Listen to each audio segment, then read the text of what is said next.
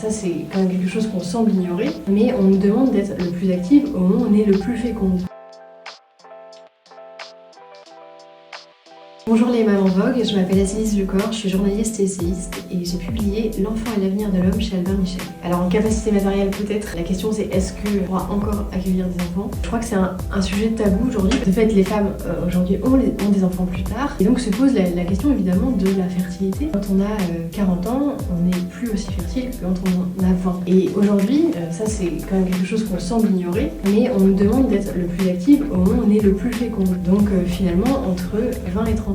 Moi, une des premières choses que mon médecin m'a dites quand je suis allée le voir pour mon premier enfant, il m'a dit vous avez la chance d'avoir un enfant jeune. Je expliquais à beaucoup de mes patientes que dès 30 ans, ça peut devenir compliqué. Et ça, je pense que c'est quelque chose qu'il faut avoir à l'esprit et qu'il faut oser dire aussi pour pas que les femmes se retrouvent à 40 ans malheureuses de ne plus pouvoir avoir d'enfants. La question matérielle, elle se pose évidemment. C'est nécessaire de pouvoir subvenir aux besoins de son enfant, mais dans quelle mesure? Il y a des personnes qui sont évidemment dans des situations très critiques et c'est à l'État et à la société de permettre à ces femmes d'accueillir leurs enfants dans les meilleures conditions. Mais je pose aussi la question de ce que moi, je veux investir pour mon enfant. Est-ce que mon enfant a vraiment besoin pour pouvoir grandir de la meilleure des façons, d'avoir tous les biens de consommation possibles.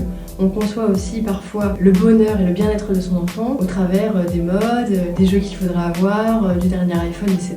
Et ce n'est pas comme ça qu'on est un bon parent et que l'enfant sera heureux, épanoui, il sera un être humain libre. Donc je pense qu'il faut aussi sortir de cet état d'esprit purement consumériste et se dire que l'enfant, il a d'abord besoin d'amour, ça paraît niais mais c'est vrai. Il a besoin de parents qui posent des limites et qui sont présents pour lui dans leur altérité et que cet enfant puisse simplement accéder à des savoirs qui ne sont pas simplement matériels, à des sentiments, une éducation affective, une éducation aussi intellectuelle et qui ne passe pas que par la possession. Rejoignez une communauté de mamans positives et engagées, abonnez-vous à Maman Vogue.